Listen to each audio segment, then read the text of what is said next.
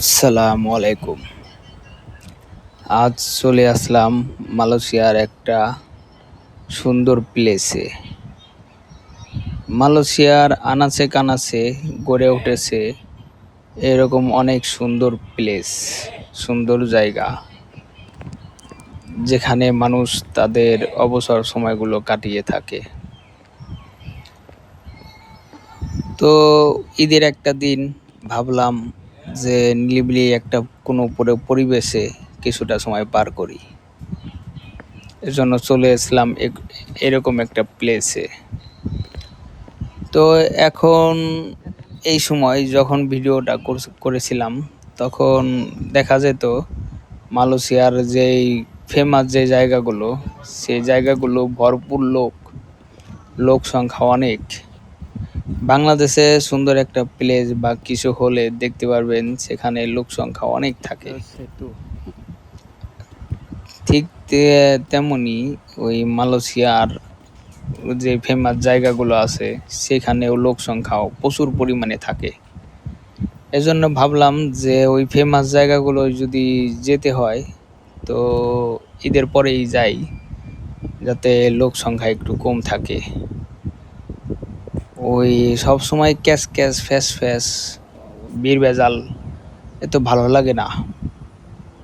কিছু সময় ভালো লাগে, আবার অনেক সময় ভালো লাগে না, এই আর কি।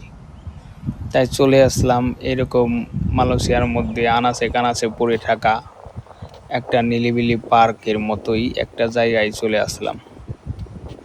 চারপাশের যে ভিডিওগুলো আপনাদের মধ্যে তুলে ধরলাম, সেদিকে খেয়াল করলে আপনি দেখতে পারবেন যে আশেপাশেও এরকম লোক দেখা যাচ্ছে না। কারণ এই এই প্লেসটা ওইরকম ফেমাস নয়। এর জন্য চলে আসলাম এখানে একটু ঘোরাফেরা, একটু হাঁটাহাঁটি করব এবং বসে কিছু সময়টা পার করব।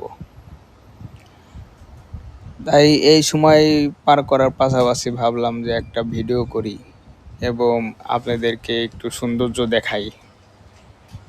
আর মালয়েশিয়ার মধ্যে যদি আপনি থাকেন তো আপনি মালয়েশিয়ার আনাচে কানাচে অবশ্যই দেখতে পারবেন যে অনেক সুন্দর সুন্দর জায়গা পড়ে আছে, করে রেখেছে। আমি অধিকাংশ মালয়েশিয়ান যে নাগরিক আছে, অধিকাংশ মালয়েশিয়ান নাগরিকদের দেখেছি ওই ভবিষ্যতের জন্য কিছু অ্যামাউন্ট রেখে দিব এবং পরবর্তীতে আমার ভবিষ্যৎ ক্যারিয়ারের জন্য কাজে লাগবে। কিন্তু এটা আমরা যতটা ভাবি, আর এখানকার মালয়েশিয়ানরা ওইরকম কোনো চিন্তা ভাবনা করে না। তাদের গাড়ি দরকার, তারা গাড়ি নিবে, দেখা গেছে মাসে মাসে কিছু করে টাকা পয়সা দিয়ে বছরে 12 বছর সে গাড়ির লোন টানতেছে। তার মানে কিস্তি হিসেবে গাড়ির টাকা শোধ করে। আবার দেখবেন যে মালয়েশিয়ানগুলো তারা কাজকর্ম করবে এবং টাকা মাস শেষে তারা অবশিষ্ট টাকা পয়সা কিছু গুছিয়ে রাখে না। মাস শেষে তাদের পকেট ফাঁকা হয়ে যায়, কেননা তারা তাদের অবসর সময়গুলো ঘোরাফেরা, আড্ডা এবং খাওয়া দাওয়ায় ব্যস্ত থাকে। তবে মালয়েশিয়ান নাগরিকদের মধ্যে আপনি দেখতে পারবেন তারা এত উচ্ছৃঙ্খল না।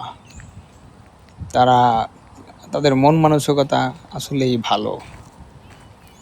তো আপনি যদি দেখতে চান তো মালয়েশিয়ায় চলে আসেন। অবশ্যই অনেক সুন্দর সুন্দর জায়গা রয়েছে মালয়েশিয়ার মধ্যে। মালয়েশিয়ার সকালের পরিবেশ, সকালে যখন আকাশে সূর্য দেখা মিলবে না, তার মানে সূর্য দেখা মিললেও রোদ্রের তাপমাত্রা কম থাকবে, তখন দেখতে পারবেন এক পরিবেশ। আর বিকেলের যেই পরিবেশ সেই সময় দেখতে পারবেন পরিবেশটা আসলে খুবই সুন্দর, একেবারে কলিজা জুড়িয়ে যাওয়ার মতোই। আসুন।